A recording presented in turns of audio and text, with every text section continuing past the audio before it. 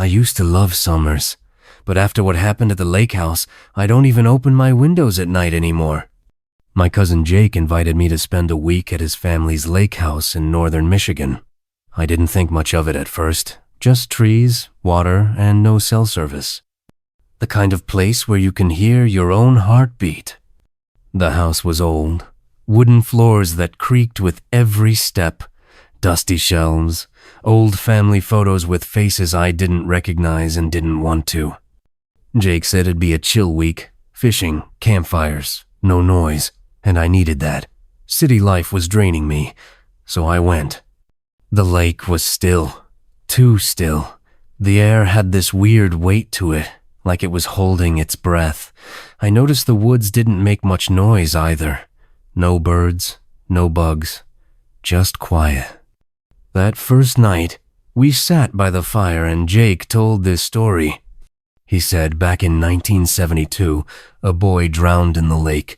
They never found his body. Locals say his spirit still walks through the woods at night, looking for home. I laughed, tried to shake it off. But later, when I was in bed, I heard footsteps on the dock. The next morning, there were wet footprints outside our door. The next afternoon, I went swimming alone. Jake stayed back at the house. The lake was quiet. Still, the sun bounced off the surface like glass. I waded in, then dove under. The water felt warmer than I expected. I swam out a little, just enough to feel weightless. Then something brushed my leg. I froze. Looked around. Nothing. I kept swimming, but it came again, this time stronger. It wrapped around my ankle and yanked.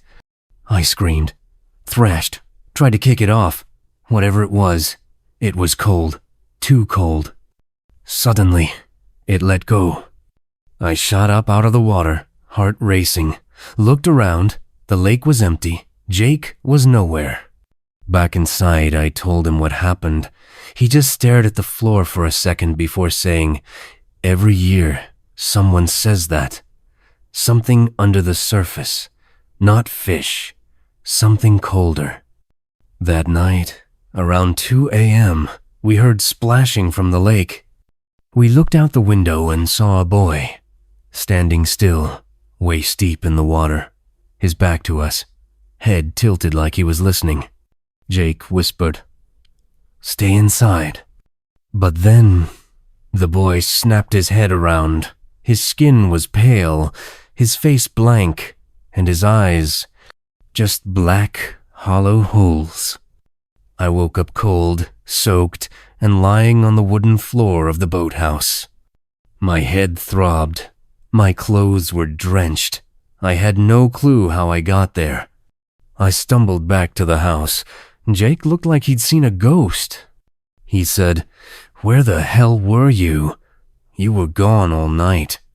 I didn't know what to say. My last memory was going to bed. I pulled out my phone to check. The time screen was cracked, soaked, completely dead. Then I felt something in my pocket, pulled it out. It was a photo, black and white, faded. The boy from the lake, standing in front of the house. Same tilt to the head, same stare. The photo was dated 1972. We packed our bags and tried to leave. The car wouldn't start. The battery was drained. Both our phones were dead. The air outside felt thicker, like it was pressing in on us. Jake started digging through the attic and found a box of old newspapers. We flipped through until one headline made my stomach drop. "Local boy drowns in mysterious accident. Body never found." Jake looked at me. "We need to burn that photo." I lit a match, held it to the edge, but it didn't burn. It didn't even smoke. That night, the moon was full, and I couldn't sleep. I kept hearing it scratching beneath the floorboards, like nails dragging across wood. I got up and opened the basement door. A blast of cold air hit me in the face. Jake showed up behind me, holding a flashlight. Neither of us said a word. We went down together, slowly.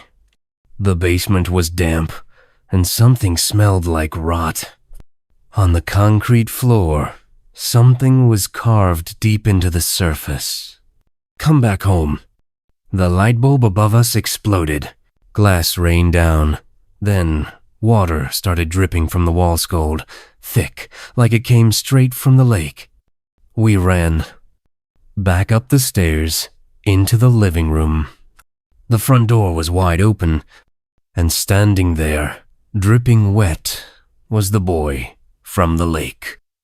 But this time, he wasn't just staring. He opened his mouth and spoke, voice hollow and broken. "You're in my house now." Then every window shattered inward at once. Shadows poured in, twisting, moving, crawling up the walls. My chest tightened. I couldn't breathe. And then everything went black. I woke up in the rowboat, drifting in the middle of the lake, alone. Fog wrapped around me so thick, I couldn't see the shore. I called out, "Jake," but nothing answered. Then I looked down. Right beneath the boat, a pale face floated just under the surface, staring up. Its eyes were wide and hollow. Suddenly, hands reached out of the water, grabbing at the sides, trying to tip me in. I screamed. I grabbed the oars and paddled like hell, hitting the water over and over until I felt land beneath me. I collapsed onto the shore. Jake was there, standing by the trees, soaked, shivering, holding the photo. He looked at me and said, "It lets you go, but it wants me." Before I could say anything, he walked into the water. Slow, calm. I screamed his name. He never looked back. The police found the lake house empty. Just me, soaking wet, rambling about curses and shadows. They said I imagined it all. But I know what I saw. And every summer since, when the nights get quiet and the water's still, I hear footsteps on the dock. Sometimes I go out and look. And sometimes I see Jake half submerged. But he never comes out of the water.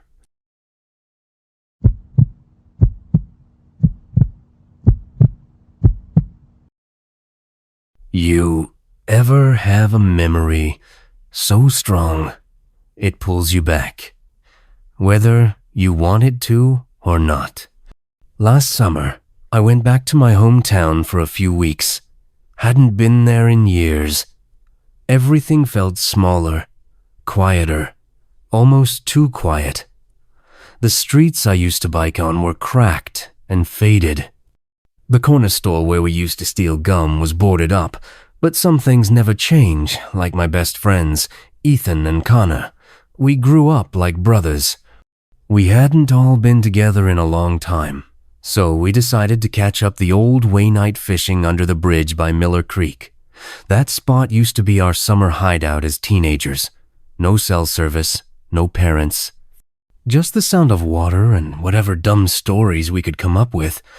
It felt good to be back. Familiar. Safe.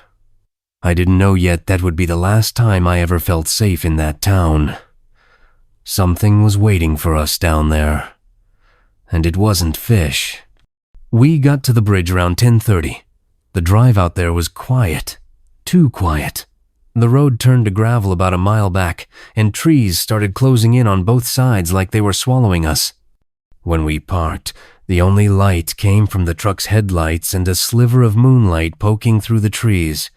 The old metal bridge hadn't changed much still. Rusted, creaky, half covered in vines. The shallow river below barely moved, like it was holding its breath. Normally, this time of year, you'd hear frogs, crickets, something. But tonight, nothing. Just a weird cold in the air, like fall snuck in early. I pulled my hoodie tighter, and told myself it was nothing. We set up our poles and sat on the edge, feet dangling over. Ethan cracked a beer. Connor started telling that story about the time he swore he saw a gator in the creek. We laughed. We tried to relax, but I couldn't shake the feeling that something out there was watching us from the woods. Connor was the first to go quiet. He leaned forward, squinting under the bridge like he saw something. "You guys see that?" he said, pointing toward the shadows where the metal beams met the water. We all looked. At first, I didn't see anything. Then, it shifted something pale, just beneath the surface. Too big for a fish. It wasn't swimming, more like drifting. Connor grabbed his flashlight and clicked it on. The beam cut through the dark, landed right on it. Two pale eyes. Not glowing like an animal's eyes, just. There. Dead still. Just above the waterline. Staring right at us. None of us said a word. The air felt heavy, like the whole woods was waiting. Then it slipped under, smooth and slow. No splash, no bubbles, gone. Ethan finally let out a nervous laugh. Probably a beaver or a giant catfish, right? I forced a smile and nodded, but my skin was crawling. That wasn't a fish, and it wasn't swimming, it was watching. We didn't say it out loud, but we all felt it. Something was wrong. Connor started reeling in his line. Ethan packed the tackle box, and I stood up, brushing the dirt off my jeans. "Let's call it," I said, trying to keep my voice calm. That's when we heard it. Drip, drip, drip. Not from the river, not from our gear. It came from behind us under the bridge. I turned around. There, crouched low in the mud, was something tall. Too tall. Its limbs were long and bent at strange angles, like they didn't belong to anything human. The skin looked like wet paper, sagging and pale, stretched tight over bones. It didn't move. It just stared at us, its head tilted slightly, eyes hollow and locked on mine. I couldn't breathe, couldn't blink. My whole body felt nailed to the ground. Ethan whispered, "Don't move." That's when it shifted fast. It dropped lower, crawling forward, its limbs clicking against the rocks like a spider. "Run!" Connor shouted. Flashlights flew, rods hit the ground, and we ran sprinting into the woods, breathless, crashing through the dark. I didn't dare look back, but I swear I could hear it behind us, low to the ground, chasing, dragging. Something was out there, and it knew us now. We didn't stop running until we saw the truck. I fumbled with the keys, nearly dropping them, and we all dove inside, slamming the doors shut and locking them. Nobody said a word. Not during the drive. Not when I dropped Ethan off. Not when Connor got out. My hands were shaking the whole way home. That night, I lay in bed, wide awake, heart still racing. Every sound outside made me jump. The wind, the creak of the porch, but worst of all, dripping. Soft, slow, steady.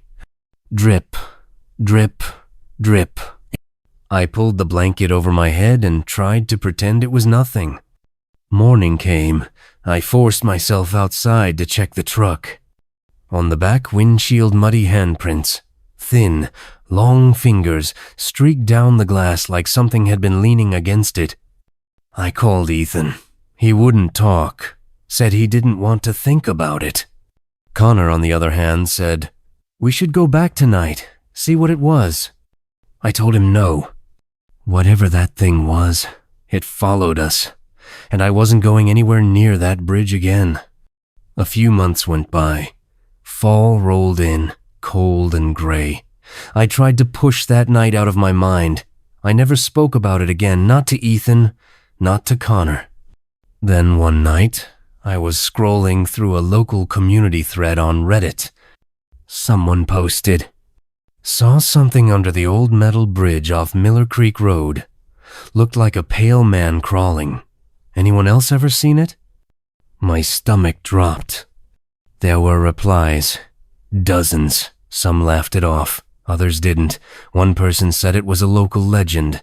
The pale thing by the bridge. A few even posted blurry photos. But one comment stuck with me. It just said, "It follows you if you run." I stared at that for a long time. Now, sometimes I wake up around 3 a.m. for no reason.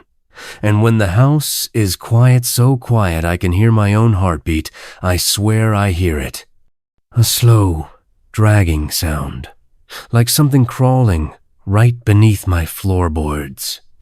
I still haven't gone near that bridge again, and I never will.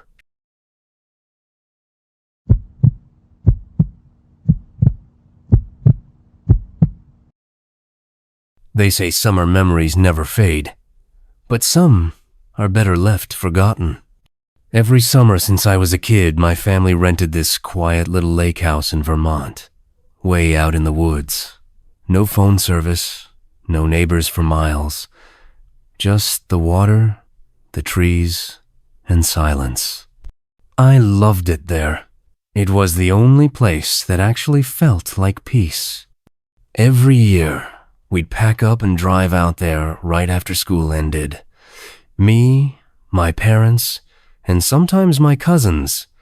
But this summer was different. I was 20, so were my friends Kyle, Madison, and Ethan. We'd all grown up together, and this year we were doing the trip on our own. No parents, just us. The idea was simple. One last childhood summer before life got serious. We loaded the car with snacks, games, and way too much beer, and hit the road. The drive up was all laughs and music. The second we pulled into the dirt driveway, that old familiar cabin came into view. Still the same, still waiting for us. We had no idea what was waiting across that lake. If we did, we never would have gone. The first weird thing we noticed was the cabin across the lake. It wasn't there last summer. I would have remembered I always spent hours just sitting on the dock, staring out at the water. But now, clear as day, there it was. A dark wooden cabin, tucked right into the tree line. At first, we thought maybe someone just built it during the off-season. But something felt off. During the day, it looked abandoned. No cars, no movement, not even smoke from a chimney. But every single night, right around 10 o'clock, a light turned on in the upstairs window. Just one light, and never any sign of life. Madison laughed and called it a serial killer's Airbnb. We all laughed with her, but something about it gave me this weird feeling in my stomach, like a slow itch under my skin. Then Ethan said he saw something. We were out on the porch drinking, just watching the moon over the water, and he suddenly stopped mid-sentence, just froze. He pointed at the cabin. "I swear," he whispered, "there's someone standing on the balcony." We all looked. Nothing. No movement. No figure. Just the faint glow of that same upstairs light. Kyle teased him for being drunk, but I could tell Ethan wasn't joking. His face was pale, like genuinely freaked out. After that night, the joke stopped. We didn't talk about the cabin much anymore. But it was always there, watching, quiet. And deep down, I think all of us knew something wasn't right. It started like most bad ideas do with a dare. We were sitting around the fire pit, half drunk, laughing about ghost stories in that creepy cabin across the lake. That's when Kyle smirked and said, "Bet none of you have the guts to paddle over there." I tried to brush it off, said it was dumb. But of course, the more I resisted, the more they pushed. You know how it goes.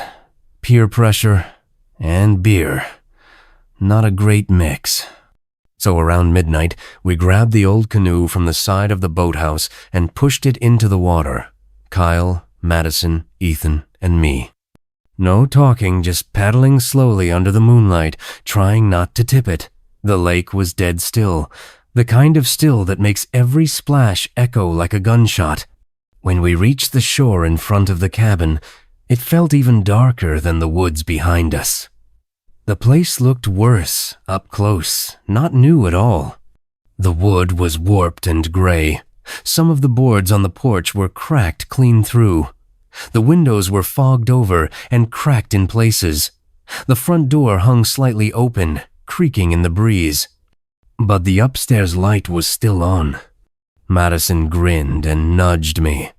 "Okay, you and Ethan go in. Kyle and I will wait here. If you don't come back in 10 minutes, we're leaving you." I tried to laugh it off, but my throat was dry. Ethan just nodded, like he'd already made peace with the bad decision. We stepped inside. The floor groaned beneath our feet. Everything inside was covered in a thick layer of dust. The wallpaper was peeling. Furniture looked like it hadn't been touched in decades. But the weirdest part? It was freezing. Like walk-in freezer cold. You could see your breath. Then came the smell. It wasn't dust or mold, it was sharp, like burnt plastic, or something worse. Ethan looked at me and whispered, "You smell that?" I nodded, but I didn't say anything, because I couldn't explain why my heart was already racing. Something was wrong in that house. And we hadn't even gone upstairs yet. We climbed the stairs like they might collapse under us. Each step creaked loud and slow like the house was warning us. There was only one room up there, the one with the light on. The door was already cracked open, like it had been waiting. I pushed it gently. It creaked wider. Inside was empty. Sort of. There was a single rocking chair in front of the window, and it was moving slow and steady like someone had just gotten up. But no one was in the room. At least, not that we could see. The air felt even colder here. My breath came out in little clouds. Ethan whispered, "This doesn't feel right." Then we heard it. Breathing. Not ours, not loud. Just a faint, steady exhale, like something sleeping in the walls. I looked at Ethan. He looked at me. We both backed toward the door, slowly. Then it slammed shut behind us. Hard. I swear my heart stopped. Ethan ran to the knob, twisting it, yanking it. "It stuck," he yelled. That's when I felt it right behind me. Cold breath on the back of my neck. I turned fast, but there was nothing. Nothing but that rocking chair, still moving. Then, someone stood up from behind it. A man. Or something that used to be one. Skin pale like snow, eyes sunken deep like two black holes. He didn't blink, didn't breathe, just stared, like he was trying to remember who we were. Or if we were real. He didn't move. But that stare, Ethan screamed, and that snapped me out of it. I charged the door, kicked it as hard as I could. Once, twice. The third time it burst open and we flew down the stairs. We didn't look back, didn't speak. We just ran. Out the door, through the trees, toward the canoe, toward anything that wasn't that house. And I swear, as we hit the water, I saw the upstairs light turn off. Just darkness.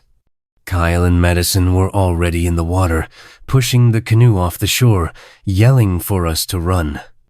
We didn't even speak, just jumped in. Ethan grabbed the middle. I took the back, Kyle up front. We started paddling like hell. Madison was crying, barely able to breathe. Halfway across the lake, I looked back. The light in the cabin clicked off. Total black. Then, a shape appeared. Another canoe. Right behind us. At first, I thought maybe we were seeing things our reflection, or maybe someone else out late. But no, there was no sound, no splash, no oars hitting water. It was gliding. That's the only way I can describe it. Floating toward us, too smooth, too steady. Ethan looked back and shouted, "What is that?" I couldn't answer. None of us could. We paddled harder, like the lake was fire and the only way to live was to get to the other side. The other boat didn't speed up, but it didn't have to. It just kept gaining. Closer, closer. Madison was sobbing. "It's gonna catch us." And for a second, I thought it would. But then, it just stopped. Right there in the middle of the lake. Still, silent. Like whoever, whatever was in it, was just watching us. Watching. We didn't stop to stare. We paddled until the boat scraped sand. Then we ran. And we never turned back. None of us talked that night. We got back to the house, locked every door, left the lights on. I think we all tried to sleep, but no one really did. The silence felt heavier than anything we saw. The next morning, we packed up before the sun was fully up. No breakfast, no goodbye swim, just gone. Kyle insisted we stop by the sheriff's station before leaving town. He told the officer what we saw, the cabin, the man, the boat. The sheriff just stared at us for a while, quiet. Then he said, flat as anything, "There hasn't been a cabin across that lake in over 30 years. We just stared at him, thinking he must have misunderstood. But then he added, "Place burned down back in '92. Family of 4 inside. They never made it out." He didn't laugh, didn't blink, just said it like he was telling us the weather. Madison asked if anyone ever rebuilt there. He shook his head. "Property's abandoned. Nothing but rubble and trees now." We left. None of us said a word in the car. 4 hours back home and not a single conversation. Every once in a while, I looked in the rearview mirror. I don't know why. I wasn't expecting to see anything, but part of me still did. And sometimes, even now, when I close my eyes, I hear the creak of that rocking chair. Still moving. I never went back to that lake again. Even when the others joked about maybe doing one more trip, I stayed quiet. There's something about that place that still sticks to me like smoke you can't wash off. Sometimes I still see it in my dreams. That pale man, just standing there, watching, not moving, not blinking, just waiting. And always, in the dream, I'm back in that upstairs room. The door creaks shut behind me. I feel the cold breath again. I wake up gasping. I don't tell anyone about the dreams anymore. Not because I'm afraid they won't believe me, but because I think they've had them too. Every summer, when the weather turns warm and the nights stretch long, I wonder, is someone else going to rent that lake house? Will they notice the light across the water? Will they joke about ghost stories by the fire? Will they go see for themselves? And when they do, will they make it back?